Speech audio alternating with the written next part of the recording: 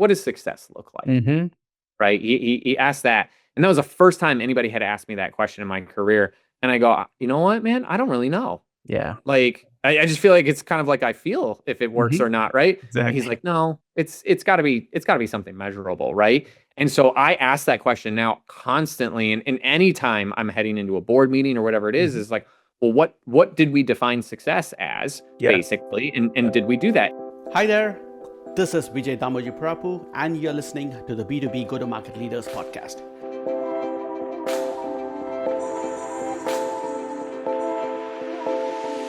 The show where I go behind the scenes with top go-to-market practitioners to discuss their mindset and tactics. Hello, once again. Thank you for taking the time to listen to the B2B Go-To-Market Leaders Podcast. Today, I have with me Andrew Davis, who is the SVP of Marketing and Sales at TextUs. And I'm so looking forward to this conversation because Andrew's role and background is unique in the sense like he is in charge of, or he leads both marketing and sales, which is kind of rare, especially in an operator world. So yeah, let's dive right into the conversation. So with that, welcome to the show, Andrew. Thanks, VJ. Thanks for having me. Excited for the conversation. Big go-to-market guy here. Obviously, spent my almost my entire career in it. So excited to discuss today. Fantastic. So let's start with the signature question for the show and of the show, which is how do you view and define go-to-market? I define go-to-market as the process of educating the market on your services, basically, which is such a boring response, if I'm being 100% honest with you. A more creative way to say it is it's the orchestration of all motions Mhm. within the organization coming together Yeah. to achieve what the business is trying to achieve, right? It's sometimes running a go-to-market team really feels like running an orchestra, Mhm. where you've got tuba players and woodwinds, and Yeah. you've got percussion, and you've got all these things, and they kind of have to all work together for it to sound good. And if one of them's not doing it very well, it's does not sound good, does not Yeah. look good, does not work good, Yeah. and everything. So it definitely feels like that sometimes more than anything else. Yeah. No, fair enough. I think you are the first or the very few people who have mentioned or brought up this analogy of orchestra. So go-to-market and orchestra. So do you have Yeah. any interest or background in music?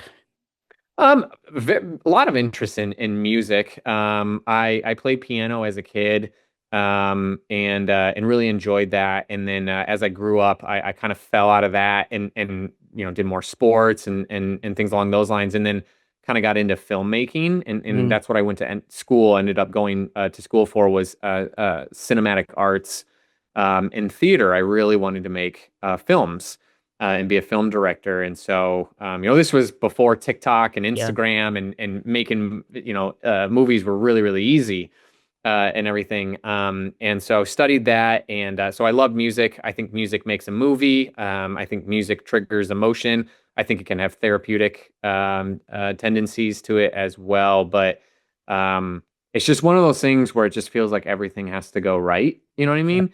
I don't Yeah. think everything has to go right and go to market, but man, when it does, I feel like you can hear the music Yes. quite a bit. Everything is just humming, and it's great. Yeah. No, for sure. So bringing it back to go-to-market, you mentioned early on that it's about educating the market, and then Mhm. you brought in the internal lens, which is orchestrating the different functions. S- Mhm. But the challenge is always about having a very good, clean, deep eye on the market while guiding the internal team. So how do you go about, or how did you build that playbook of yours? Yeah, I mean, juggling the two is not easy. And it's kind of impossible to assume that one person can do it by themselves at scale, Yeah. even with AI these days. And so, how I kind of go about it is the first thing, and one of the most important thing is you surround yourself with good people, basically. Surround yourself with people who understand their craft, Hmm. who are naturally curious individuals, who don't really have the definition of swim lanes. And what Mhm. I mean by that is people who are just willing to just get their hands dirty on anything, basically, right? They're obviously really good marketers or really good salespeople or leaders, and they have their craft. But if you can surround yourself with good people, it becomes a lot easier to do that pivot between understanding the market and then understanding the orchestration of going to market, Yeah. right? And everything in between that it entails in terms of the nitty-gritty details, anything from messaging to what's the experience when you sign up for a demo or sign up for a trial or a product or anything along those lines. And so have good people around you. And then I think the other thing that I really try to exercise and do quite well, and I'm not always good at it, but I really try, is understanding, is what I'm thinking about right now going to make a big impact or a little impact, Mm. right? Meaning, hey, am I spending too much time worried about this header on an email, right? I have somebody for that, Yeah. right? Yeah. Just sometimes as a marketer, you can't lose that Right. as a native marketer, right? And so understanding, hey, is what I'm spending my time on having an impact or not, right? And impacts are different, right? You've got individual contributors on your team where like an impact to them is, hey, Right. can I generate 5,000 of pipeline this Yeah. quarter, right? Yeah. And at another level, it could be, well, we're trying to generate $150,000 of pipeline. So everybody's kind of Right. contributing at that level. So just understanding, where my time's spent, because I think it was Mark Cuban that said like, hey, like the only thing, the most valuable thing you have is your time, right? Because you can't get it back and you can't buy more of it, Right. basically. So where am I spending my time is a big focus of mine as well. And I feel like if I have lost touch of the market, I go talk to the market. Mhm. I do the research. I have conversations with customers. I have conversations with prospects that we've lost Yeah. that have not become customers of ours, right? Right. And just understanding it more than anything else. Gong's a great tool if you're familiar with that. Mhm. That puts a Yeah. lot of data together really quick. And then if I feel like I'm losing touch of the orchestration of the internal process, um, I get my hands dirty. I am not above building an email. I am not above writing a script. I am not above taking a sales call, right? And so that's really, I think you can kind of feel it at times, especially when a board or an executive team is asking you, Right. what are you seeing in the market, and you're kind of Yeah. like, I don't know if I can answer this or not. That's usually a telltale sign. Yeah, no, fair enough. In fact, that's a good segue into my next topic, which you mentioned, right? How do you balance? Because between the two, it's like an external lens hmm where you need to understand the market, and then internal, which is orchestration. Like you're leading both marketing and sales. How are you ensuring that marketing and sales, each of their functions are doing it right in terms of what needs to be done for the quarterly and annual goals?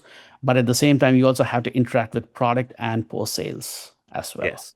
So, Yeah. how do you manage all of these things, and what do you advise to listeners? Yeah.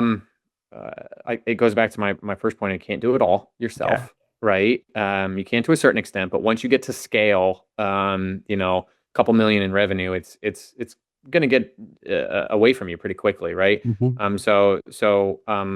Being the best cross-functional leader, best a partner in the business you can to other business leaders, is the first thing that you want Yeah. to start. Like you want to be a good person, right? Like some people don't want to work with bad people, right? And so you want to be a good person, care about those people Right. and everything, but also understand that like make them understand that you're there to help, basically, right? Yeah. Implementation and onboarding is not my specialty. It's not my area of operation, but I can help in areas that they need help with, whether it's communications, Mhm. wording, how should Right. you approach this difficult customer or whatever it is, right? And so Yeah. making sure that you're lending a helping hand.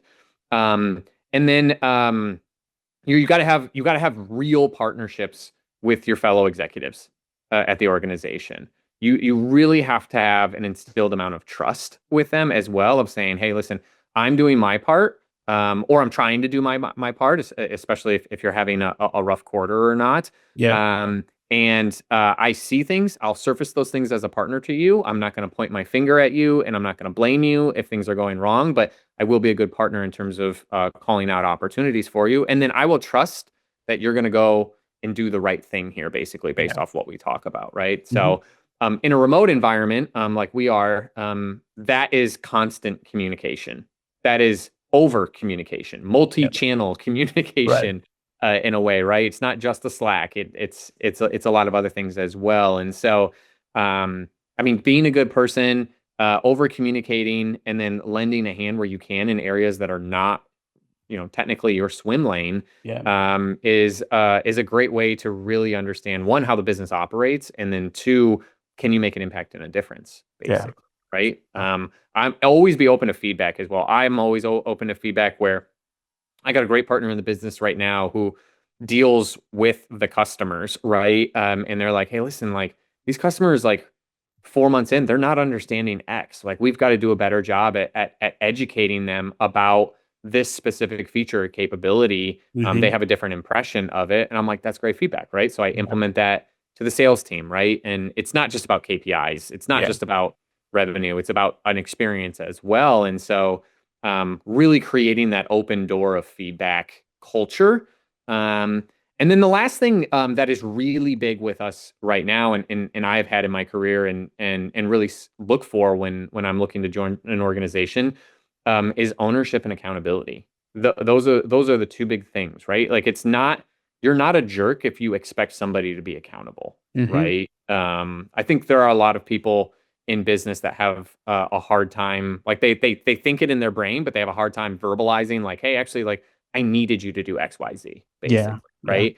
And then the other mentality is ownership, where hey, especially when you're scaling an organization and growing, like ownership is not a job description. It is ownership of the efforts of the organization more than Yeah. anything else, and raising your hand and saying, hey, I can help with this.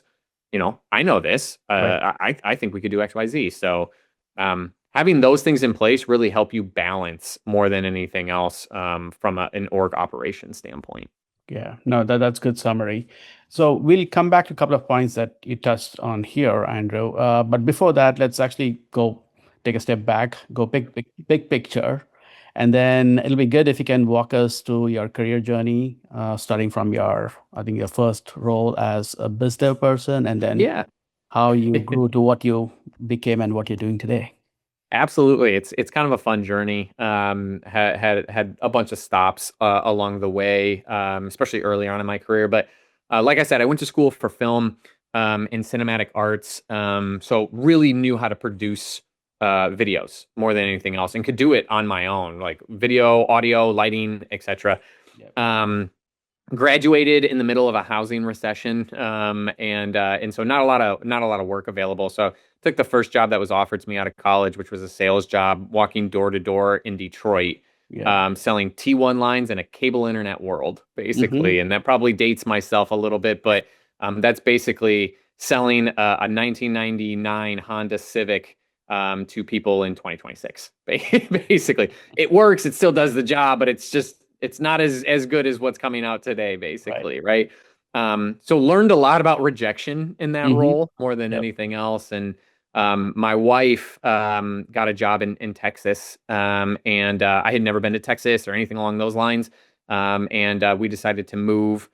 Went down there and was working with an SAP consulting organization. I'm Hmm. doing digital transformation, automotive industry, things along those lines. I was working from home, and I was helping the marketing team because it was kind of really creative. I was starting to get in that mentality of like maybe sales isn't necessarily for me. Yeah. I have this creative gene, and I want to use this creative gene. And I saw that they were using Photoshop and a bunch of other things, and I really knew those things. And so just helped them at night, and when they were messaging me, and everything, and really kind of got into that, and snagged my first marketing job at a television company, and did that for a bit until I got into SaaS. Did that for Mhm. about a year until I got into SaaS, where I joined an HR tech software company, and that's where I really learned the arts and crafts of go to market and demand generation more than Yeah. anything else.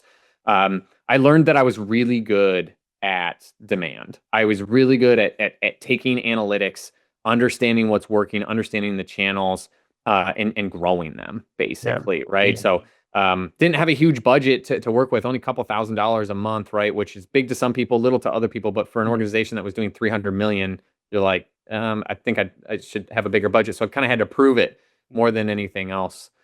Did that for a couple of years, kind of worked my way through the ranks a little bit. Did some product work as well, really trying to understand software. Yeah. But I was really a startup guy, if I'm being honest. I always wanted to be part of a startup and everything.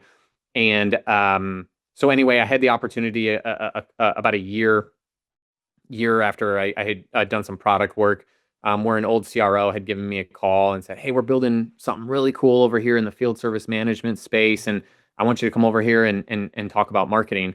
And I was really happy in my job. I was like, I don't know, like he'd probably laugh if he was listening to this. I kind of gave him the time of the day and was like, "I'll give you the time of the day like Yeah. everybody else is." And he's like, "You just come over here and you see." And I came into the office. It was a typical startup office, had TVs on the walls with dashboards Yeah. of where the leaderboards were and like all this type of stuff. And they had such a cool product, and I was blown away, right? And he knew it. Like he knew he had kind of gotten me a little bit. And so I had no intention of kind of switching career roles. I was really happy, had my first kid personally and everything like that. And so I was like, I'm feeling really stable, I feel really good here. He just kind of made it undeniable for me, right? And everything. And so joined as their director of marketing and ran that in 2019, helped them grow significantly through the COVID era as everybody was moving off pen and paper to digital cloud services in the service contractor space. And then that business got acquired by another business out in Denver. Worked for that business and a couple other portfolio companies for a couple of years, and then joined a manufacturing software company in Utah for 2 years. They were an on-prem solution trying to go to cloud. Yeah. Learned a lot in that area, and then found my way to TextUs about 2 years ago, where I started running marketing and then took over sales earlier this year, and that's been an absolute blast. A lot of learning. So kind of this arc of Yeah. like started in sales, doing the sales, then went to marketing, and now I'm back kind of like running both of them, and very much enjoy it. Yeah, no, great story there, Andrew. And then you actually typify like you're actually the representative of so many of the careers that are out there. I mean, people, especially early on in their career, they think it's like a one straight line. Okay, one step after the other, we just keep Right. going. Hmm. Versus what you shared, and which is important for the listeners, especially who are early in their career, is take your time. I mean, you'll zig and zag. You never know Oh yeah. what's going to lead to where. And you started off in more of the movie making or filmmaking and then into biz dev. Yep. And suddenly it clicked for you that it's actually demand gen, Yeah. storytelling. It's all Yeah. of those things. So what'll be good is like the transition from like movie making to demand gen. Like what clicked in you that, okay, this is the thing that I want to do? Yeah, The transition. absolutely. Um, it was really what they branded back in 2012, 2013, which was called video marketing, right? Mhm. Which was like Yeah. this new thing where businesses were making videos at scale, right? It used to be you go drop $100,000, have a company overview Right. video, and like you just ran that thing for 20 years basically on your website, right? And on YouTube and everything. And now, that was kind of changing. That was more, hey, we are having different videos for different use cases in the organization now, for external uses, educating our products and customers on our products and everything. And so I kind of had a unique advantage in that demand space because I could make those videos, Mm, right? Other companies had to pay to make those to make right. those videos. I had animation capabilities. I had all those things. All I needed was access to the tools, which was a couple $100s, right? And Yeah. so that doing my first video that was explaining a benefits software was really the kind of the clicking point to me of going, oh, I don't just have to stop here in my career and just make videos the rest of my life. Like I can use my full creative brain to Correct. go after this. And if you can combine that left and right brain mentality of like analytics and spreadsheets Yep. and analysis with just the creative side of video making and images and messaging and all that type of stuff, right? Like you're a dangerous Yes. employee. You're a dangerous marketer for an organization, Yeah. basically, right? And I kind of saw that opportunity. It was really written on the wall of like, man, if I can get this demand thing down, because I really like it. I love advertising. I love I love commercials, right? And I don't pay for any of the premium subscriptions because I love to watch the commercials and everything and really see what brands are doing and everything. I saw that as an opportunity more than anything else. And that just grew basically for about 7 years, up until about 2018. We had won some video marketing awards from a pretty big video marketing company and everything. And so it was kind of hitting. And then that's when TikTok and everything started taking off, where like social media was predominantly video based and stuff. And it was such a good transition that allowed us to be really effective with it because nobody else in the space could create videos like we could. And all of this that you're describing, was it and when you're during your time at Benefit Mall or somewhere else? Yes. Yeah. That was my time Got at it. Benefit Mall where our competitors could not educate the way that we were educating using video. Got it. It was a unique advantage to our marketing strategy. Interesting. Yeah. So Benefit Mall, I'm looking at the LinkedIn page, Mm-hmm. broker benefits services. And what you're telling me is using video to tell the story that none of your competitors could tell in a unique way and a creative way. Yeah, they have digital products. Yeah. So they have a agency platform where brokers manage. They have a benefits administration platform. They had like 3 or 4 of these Yeah. product suites basically. Mm-hmm. And we had to educate people on like, why do you need this? Right. Right? Like, why do you need this to run your agency? Why do you need this for your clients? Like, why do you need all these things? And that's so hard to do in an email, right? Because it's just like it's so much there and everything. And so we used video, these quick video increments, basically 60 seconds, 90 seconds at a time. And the data told us that people fell off interest after 90 seconds. Your video can basically be 90 seconds Mm-hmm. until 50% of your viewership is gone. And that's changed Yeah. since. But that was what the data was telling us at the time.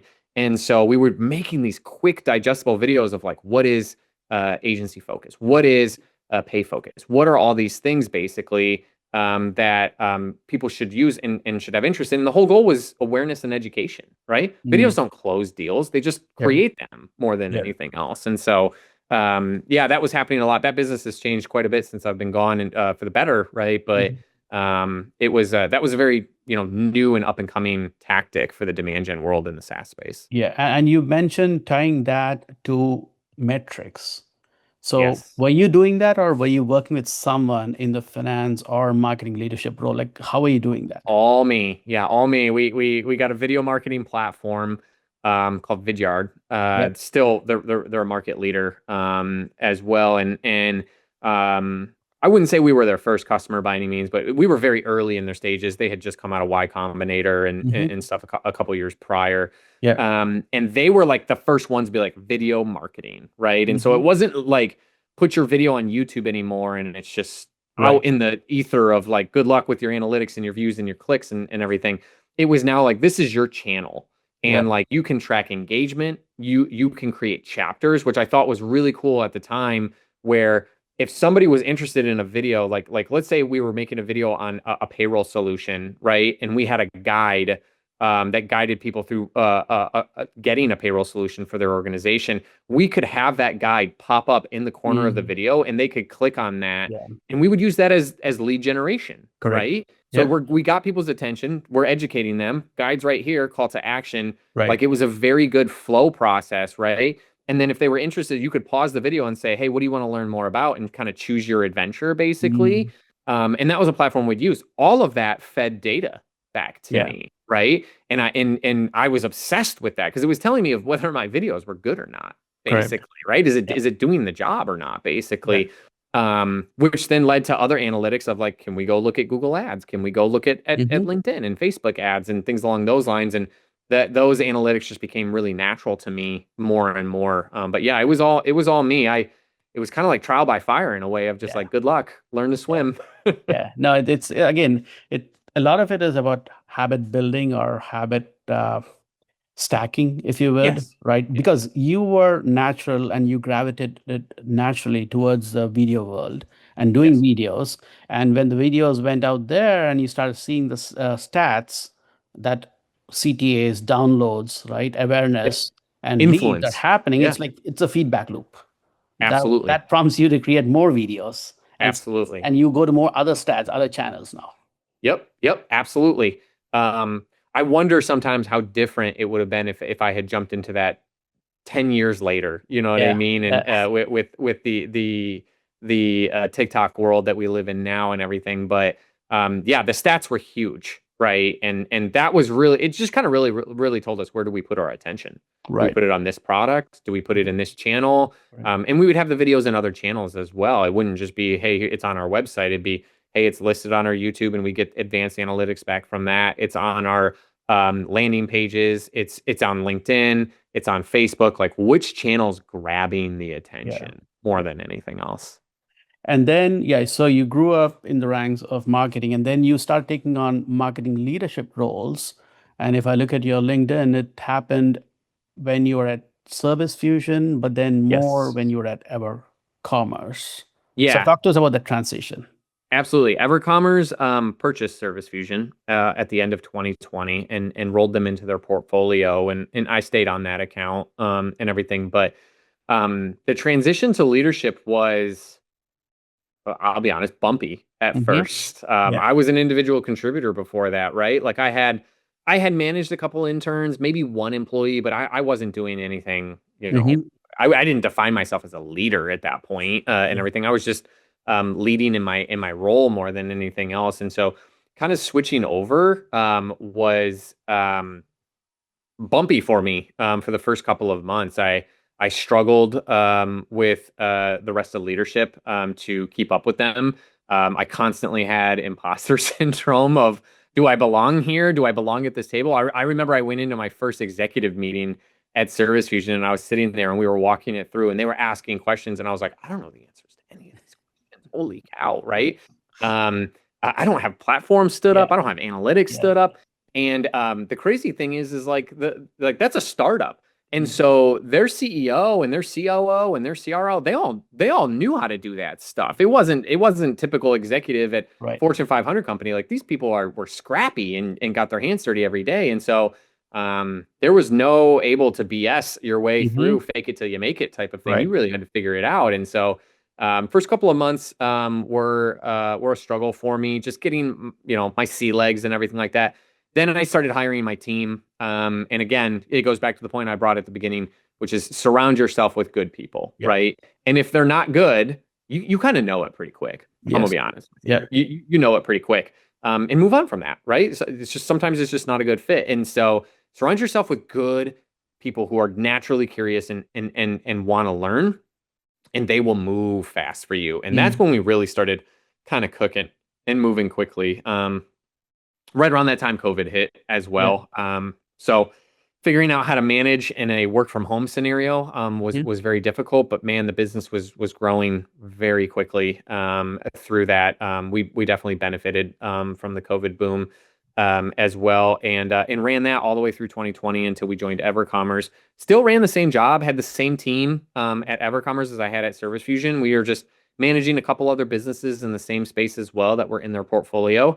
That was a big transition. I did very well with that, or at least felt like I did very well with that, because that required knowing your numbers. And that was an area that I was very strong in. And it was drilled into my brain at Service Fusion to know your numbers, because that's where you're going to make your decisions. And so, that was an easier transition for me than anything else. The hard part there was just the amount of information on 5 businesses is a lot.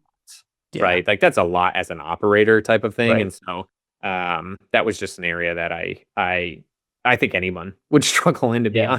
honest. No, you actually bring up a very good point, which is, as you grow into leadership roles and you find your legs, it's super, super important to make decisions. And in order for you to make decisions and recommendations, you need to know which information matters and which information you need to ignore, like which stats and which numbers. So how did you build that skill, and what are the numbers that you started looking for and gravitating towards?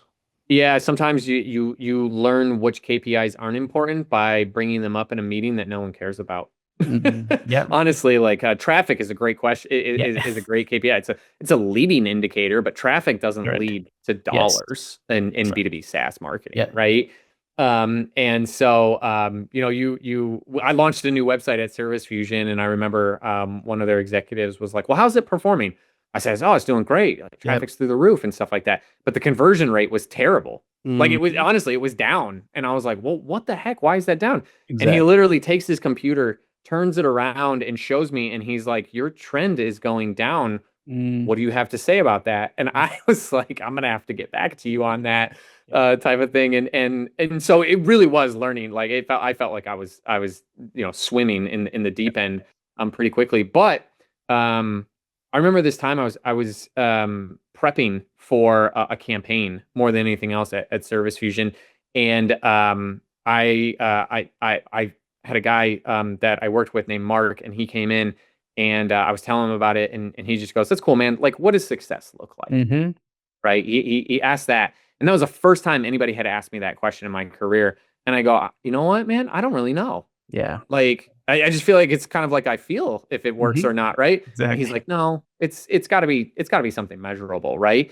And so I ask that question now constantly, and any time I'm heading into a board meeting or whatever it Mhm. is like, well, what did we define success as, Yeah. basically, and Yep. did we do that? And usually that's a KPI, Right. right? KPI, whether it's pipeline creation, Mm-hmm. revenue creation, top of funnel Yeah. awareness measurement, whatever it is, right? Depending on what has the biggest impact, right? But what does success look like is not drive more traffic to the site unless we can prove that driving more traffic to the site is going to convert at the same or better Right. rate than the existing traffic, right? Because Yeah. not all traffic's created equal. Yeah. And so, yeah, that was probably one of the main things that drove me to be like, okay, I really got to pay attention to the things that Yeah. are impacting the business. The rest of this stuff, like I can talk about in marketing. It doesn't need to make it to the executive room. No, great point there. I mean, I'm glad you brought it up, Andrew, because marketers, more often than not, especially those who are in the early careers, they focus more on, hey, my website traffic is growing, or we're Yeah, getting more views. But yeah, what does that really mean in terms of pipeline? And more so, what does it mean in terms of revenue and yeah. conversion? I I I tell a lot of people this when they're asking me when they're new in the marketing, right?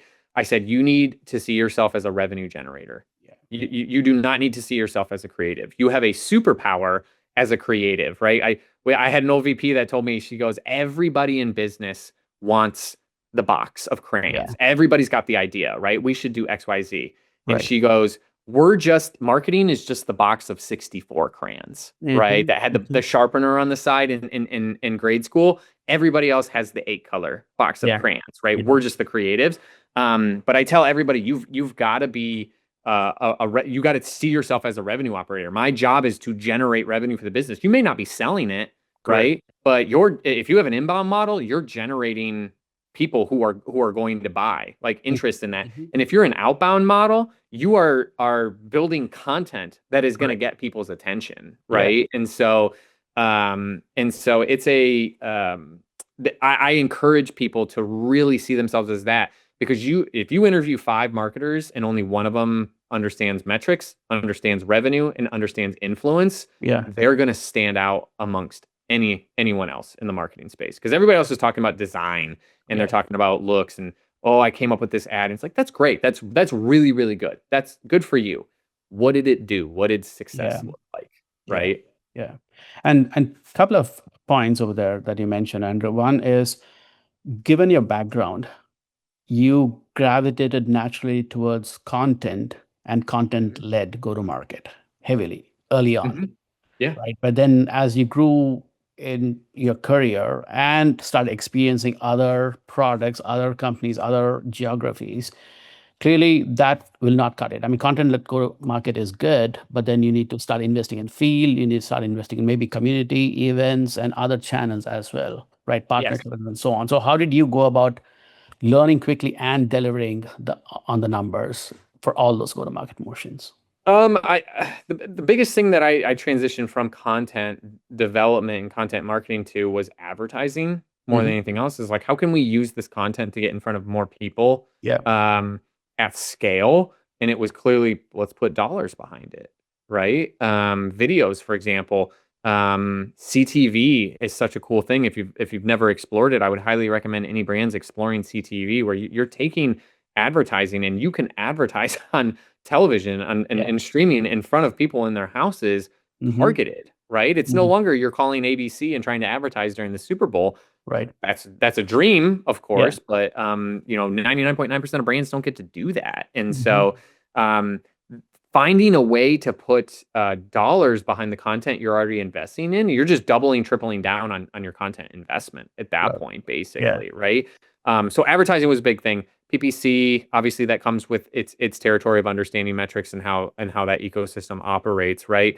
But getting that content online and then sponsoring that content either on LinkedIn or Facebook, and that's kind of what led into other channels more than anything else was just kind of dabbling and seeing where can I put more of this, and then what's it going to take to get in front of people? Is it going to take $500? Is it going to take $1,000? Yeah. And then that's when the conversation of like cost per lead started Mm-hmm. coming into play, and I'd start Right. having conversation around cost per opportunity, cost per lead, and then CAC, of course, Yeah. related to that. And then the question naturally, when you start looking at those three metrics more than anything else, is going to go, well, how can I get that down? Right. Oh, well, I need to find either more channels that are more affordable, right? Or I need to optimize this existing channel. Well, you can only do too much optimization in a channel before Correct. it's Yeah. optimized. It's fully Yes. optimized, Yeah. right? And so then you got to go find more channels, basically, right? And I think the cool thing about marketing, it's also difficult, but the cool thing about marketing is people's buying behavior, like it stayed the same for years, but like the way they go about it has changed. Mm. For example, like people used to just Google, and they still do, right? But they just used to Google. Now it's they look at review, then a couple years ago it was like they looked at reviews, and reviews were like the biggest thing to get people in the door, right? Correct. And now it's they look for influencers and user generated content to Right. see who's talking about this, right? Yeah. Like, oh, I'm gonna go get so and so's opinion on this, basically. And if they have a video and they get on YouTube or they get on Instagram or whatever, and they look it up from there and see what people say, Yeah. right? And so has born his YouTube University, right? And Right. stuff. And so that's really the shift of all of it is once you think you have it figured out, great, you have it figured out for a little bit, but like Right. you got to constantly be looking at other channels because that's where people are going to gravitate towards. CTV, Netflix, all that stuff didn't exist. Mm-hmm. And you couldn't advertise on those Right. platforms, right? Now, man, it's like a main channel for companies. Very cool. And looks like you are very like top of funnel centric marketer or a go-to-marketer. Would you say that, or how do you define or classify that? I would say I'm like, as of late, last couple of years, I've been more like a mid funnel and bottom funnel marketer more than anything else. I hire top of funnel marketers. I hire those people who are like, how can I get in front of people and like what is gonna just grab their attention and Right. everything. It's one of those things like what's that baseball movie, Field of Dreams, where it's like if you build it, they will come type of Right. thing, right? Where I kind of look at top of market of like top of funnel of like if you have the right message and you get it in front of enough people, like the leads will come. They'll come. They will. The bigger conversion more than anything else, and that's honestly where TextUs comes in, is can you get that top of funnel to mid funnel and bottom funnel? How do you convert that more than anything else? And that's really where most of my attention has been. I guess historically, yes, I've been a top of funnel marketer, but the last couple of years I've been heavily focused on less around how do I get the leads and more around the how do I convert it to pipeline and opportunity more than anything else. And what content do I need to feed them at what stage in the life cycle journey to get them there so I can just make it that much easier for sales, right? Or a PLG motion. Yeah, fair enough. I know we can go a lot more into so many of these topics, but let's switch to the next one, which is like sharing a go-to-market success story and a go-to-market failure/pivot story. And I'll let you choose which one you want to lead with, Andrew. Yeah. I'll lead with a success because it's quite simple, believe it or not. And it's been a recent one. We have a really cool tool. I won't pitch it here, but we have a really cool tool that white labels our texting platform basically for organizations that don't want to go build their own, which because it costs $100,000 to build and maintain these texting platforms basically. And anyone tells you that they don't, they're lying, or they just haven't done it yet. And so we allow people to white label it, right? And man, they're some of our best customers. They're awesome customers. You love working with them, right? and everything. And we were doing a really bad job at marketing it, meaning we weren't spending a lot of time on it. We were spending time on the direct side of the business. And so we kind of sat down one day and we were like, we need to put a little more attention around this, right? So we revamped a little bit of the page of it. Maybe made a little bit of a difference mid-market, right, or mid-funnel in terms of getting people to request demos and raise their hands and everything. Yeah. And then this is gonna sound so stupid, but it really is a big win for us. Is we just one day just decided, you know what it needs? It doesn't need conversion optimization and it doesn't need refinement of messaging. It needs eyeballs. That's what it needs. And so we're going to move it front and center on our website, basically. And we're going to slap it on the top of the navigation and everybody's going to see it, basically. Right. And so there is no confusion of like, do they do this or don't they do this? It is literally right there. And we just made that change overnight. And I'm telling you, snap of a finger overnight, we started getting more people that were interested, more and highly qualified. I'll give you a really good a KPI that we're defining this as. Yeah. In B2B SaaS, you have no-show rates, right? People just ghost demos. It just happens. You got to be used to it. I have done probably 15 to 20 white label demos in the last month for my company, which is a lot more than before, right? Every single one of them has shown up. I have had 0 no-shows for it. I've had 1 disqualification, and everything. But so I look at that as a huge win on the go-to-market side. I'm like, whoa, we revamped the messaging. It resonates, but it's just not getting enough eyeball. We need eyeballs here. Right. Like, let's just make the bold move and just boom, put it right on in front and center on the website and just see what happens. Didn't slow down our direct business at all, and we've now got this other channel that's generating opportunities for us, and so I'd say that's a big win for us. So if you go double click on that, so are you referring to? I'm actually on your website right now. Are you referring to the hero section where you have the product, or something else on a homepage? The hero section, we swapped that out, and then you can probably see on the top navigation where it says white label SMS. Oh yeah, yep. We put that right there. Got it. And man, it drives traffic. And it's not that the buyers weren't there; it's that they just didn't know. You know what I mean? And sometimes it's like the simplest thing that you get so overanalyzed and like, oh, what if we do this messaging and it's in this channel and cost per click is XYZ, blah blah blah. Sometimes you just got to take a step back and be like, do people even know? Right? So what's stunning, or what's the big questions that are coming up in my mind is your main revenue generation is coming from white labeling. Is that right?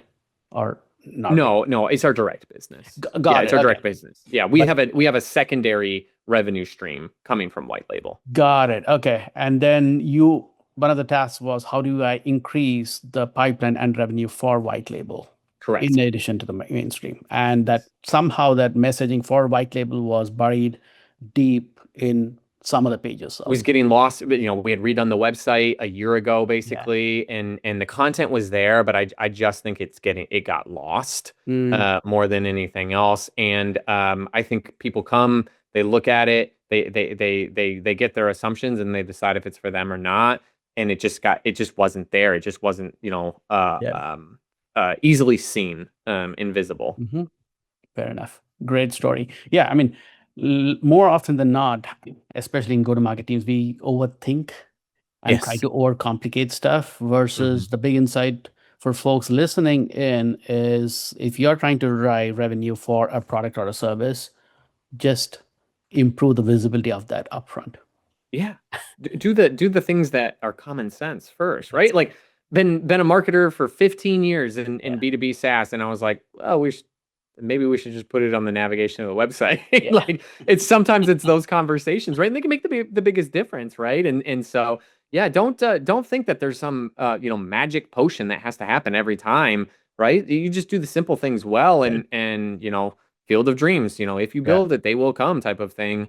Let them know it's there. And so it's kind of an embarrassing story, because you're a seasoned marketer and you look at it and you're like, oh yeah, well, like we just weren't getting eyeballs on it because it wasn't visible on the website, type of thing. But but I don't know. I own it. I've made plenty of mistakes. Yeah. This is a great story. So is this your go-to-market failure / pivot story, or do you have something else for that? No, I mean, a pivot story. I made a bet once on ICP, and it's really important for a business, but especially marketing team to understand their ICP. Yeah. Right. If you're a product for everyone, you provide no value, basically. Right. And maybe you will be for everyone at one day, but you really got to focus in on a specific area. And I made some bets in an area that I felt like, hey, we have really good fit here in terms of use case, going after a specific vertical in a specific persona in the sales use case, basically. And although we did close customers in that space that are really good customers for us, really good texters and use it and generate revenue off of our product, basically. Most of the feedback from the market was, we don't get it. We don't understand it. Right. And that took a lot of educating, and that took a lot of awareness and a lot of thought leadership.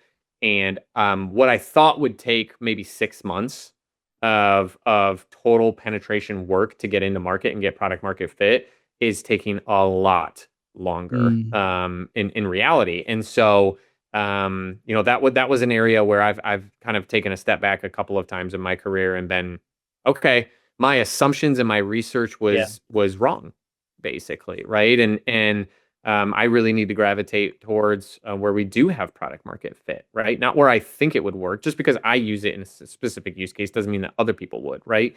And so the learning from that was really understand who your audience needs to be and should be. And if you're going to make a bet on going into a new market with your existing product, test it before you do everything, basically, for it, right? And make a bigger investment in it. Test it and make sure that that market's going to respond to it. Yeah, no, that's a great insight as well, right? So more often than not, especially folks who are in go-to-market functions and setting to go-to-market functions, it's almost like you assume, because I'm using, that means other go-to-market functions and people are going to use it. It's a natural subconscious thought process. But you just said it yourself, right? At the end of the day, the numbers have to speak for themselves, and that's a reality. Absolutely. I remember what my marketing manager was like, they're just not getting it. And I go, well, I don't think they get it because it's not widely adopted. So there's not a lot of content out there in their space about it, and there's not a lot of use cases and case studies and whatever it is. And then as we dug more and more, it was, understanding legalities, understanding all these other areas that was just like, man, that just did not come up in our thought process on this. And so huge learning, really, really valuable. Actually, how did you uncover that in terms of, like, there are a lot more steps or barriers? Two ways. Two ways specifically. The first one is look at your close loss data and make sure that your sales team is filling that out. Now, these recording platforms and engagement platforms will do a lot of this for you. Correct. And especially in the day of AI, there's almost no excuse for this. But make sure you understand why you're losing deals, right? And then the second thing is, I kind of mentioned it earlier on in the episode, talk to your prospects, right? And there were moments where I was reaching out to close lost opportunities or prospects that were kind of dabbling in interest, maybe at the awareness stage, not really at the consideration stage yet. And I reach out to them on LinkedIn. I've had, hey, what's got your eye? I'm just generally curious, you know what I mean? And they just be like, I understand it, but like, my CMO doesn't get the regulations or doesn't get the compliance or whatever it is, right? Or doesn't understand why they need this, right? If we're talking about a previous role, right, or something along those lines. And so, and it's like, wow, okay. And so then I'd reach out to another prospect a couple of days later, and I say, I'm hearing XYZ. Is like, is this happening at your org? And they're like, 100%. 100% is happening at our org, right? And I'm like, okay, like, what do you need for me to educate them? Right. And I think they're like, it's education. And it's also, it's kind of like, they don't want to be the early adopter. They don't want to be the first person to market with it and really make that bet on it. And so you've got to get this group of people to kind of adopt it first, and then to go, see, I've got 12 people over here that are using it consistently, and it's working. So talking to the prospects, that's how you uncover it more than anything else. Just being honest. I have a script literally that I send out in emails that is literally like, hey, listen, I'm not trying to save the deal. You made your choice. Like, I Yeah. just want to understand like what your thinking is right here. Like, what could we have done? Was it a process thing? Was it a product thing? And Right. almost every time it comes back, it's like, oh, we just have questions around like the use case more than anything Mm. else. No, that's a great point, Andrew. I don't know why many people hesitate to just go and ask. It's all Yeah, about asking, yeah, right? yeah. Versus I had making implicit or wrong assumptions and then going down a wrong path. Yeah. There's a saying that my uncle taught me that was shy salespeople have skinny kids. And he meant that more of like, go ask for the deal and everything like that. But I've kind of been applying that Yeah, to most of my career of like, I'm not going to get the answer unless I ask. And the worst thing that they're going to say right. is not, well, the worst thing is like, they're not going to respond, Yeah, yeah, which is it. But usually I have found they're more responsive to outreach like that. It's genuine, you yeah. know? Yeah, I think this is where if I were to tie it back your early days in your career, because you were in biz dev and sales, Hmm. and you got used to hearing no, Oh, right? yeah. That was But tough. I think that's the biggest fear, right? Hearing a Yeah. rejection or a no is why a lot of people have that mental barrier to even Yeah. ask or put Yeah. out that ask. Well, I mean, I have this running joke in our organization that marketers are just salespeople who are afraid of rejection. They think the exact same way. It's just the salespeople don't care if they get a no, and the marketers are like, okay, cool, thanks, Yeah, yeah, type of thing. And so, but yeah, you just gotta ask. You yeah, just gotta ask. yeah, fair enough. And then since you actually are leading or responsible for both marketing and sales, Mhm. because typically in other organizations you'll have a marketing leader, you'll have a sales leader, and then you need to figure out the alignment, the quality of leads are not good, and all the whole Yep. fun bashing that goes on. But in Yep. your case, how do you like divide yourself mentally and do Mhm. the right thing? Yeah. I just look at facts more Mm, than anything else, right? I just look at it from a non-biased opinion, right? Like if I get feedback, oh, I'm having more demos, not show. I'm like, okay, well, no show rates steady, yeah.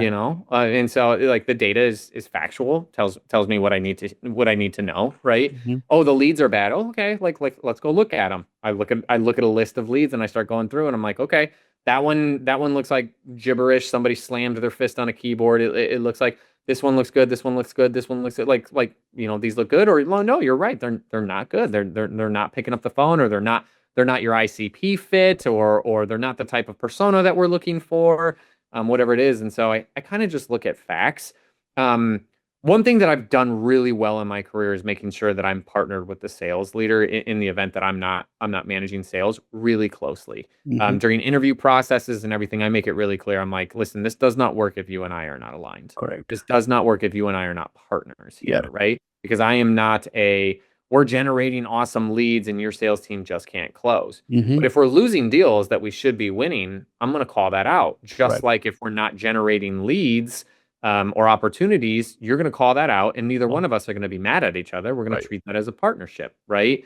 Um, Kind of being that sole role here at TextUs, I kind of take the same approach, but it's just more of like honesty to my leaders more than anything else. Hear them out, but Mm-hmm. I'll be honest. We've defined a culture of we are one team. We are one go-to-market motion Well, basically, and so kind of back to the orchestration thing where if the percussion is not going and the woodwinds are not on tempo and everything like that, it's all going to sound bad. yeah. So marketing, it's great that you're generating leads, but none of it matters, and no one's high-fiving if we're not closing those leads, and Hmm. vice versa. Sales, it's great that you're getting commission, but if we're not closing at a rate that the marketing team is generating at, like that's a miss, and we owe it to the business to do better. And so I just kind of take it that approach of a factual lens more than anything else of like what's actually happening. It's pretty easy to do these days with data more than anything else of like, people just come up with excuses, and that's okay. That's human nature sometimes, but you got to be able to combat those or verify them. Yeah. Fair enough. All right. Last couple of questions for you. Clearly, you need to stay on top of your game when it comes to go-to-market or anything related to go-to-market and even leadership for that matter. Yeah. So, what resources, communities, books, podcasts, people, like who do you lean on to stay on top? The biggest thing that I do is newsletters more than anything else. I mean, I'll listen to podcasts and stuff, but honestly, I use podcasts more to like turn my brain off. Mm-hmm. And let somebody else talk, more than anything, mowing the lawn, listening to something, Yeah. whatever it is, right? But newsletters, I wake up, grab a cup of coffee and open up my phone. And the first emails I open are not ones from the business. They are ones from newsletters. TLDR is a favorite one of mine that I'll jump into. Kind of teaches me about the market a little bit. Where are things trending? What's happening? I've got an executive outlook newsletter of like what's happening in the industries that we're marketing in, Yeah. basically, right? And so you don't have to read every article or through the entire thing, but like these bite sizes of information give you really good a really good pulse check more than anything else. And so yeah, newsletters are big. And then I'll listen to keynotes. Mhm. Keynotes at major events, the stuff that are recorded. YouTube's a great resource for knowledge more than Yeah. anything else. And there's a couple influences out there, but I'm not a loyalist to any of them or anything like that. Good stuff. And then the last question for you is, if you were to turn back clock and go back to day one of your go-to-market journey, Yeah. what advice would you give to the younger Andrew? Don't hesitate. Just go. You will find what works faster if you just go.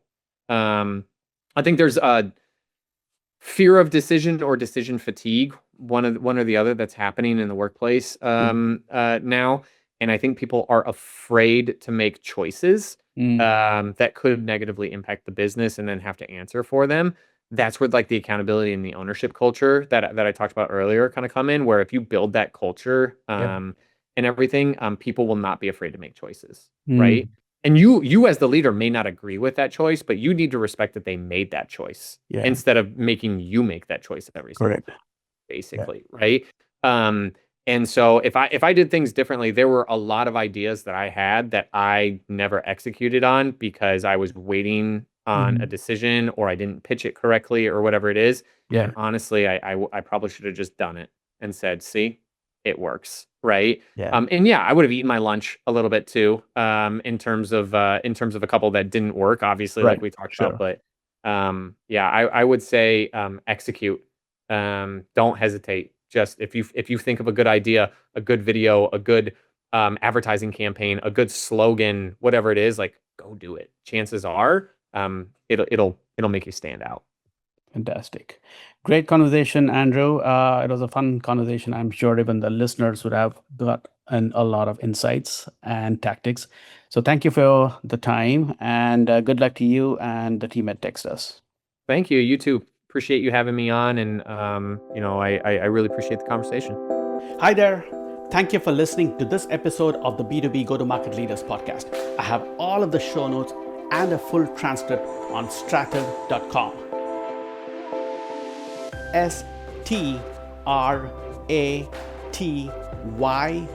STRATYVE.com. Subscribe on Apple Podcasts or wherever you get a podcast. Leave a rating and a review. Your comments will help other go-to-market professionals find this podcast.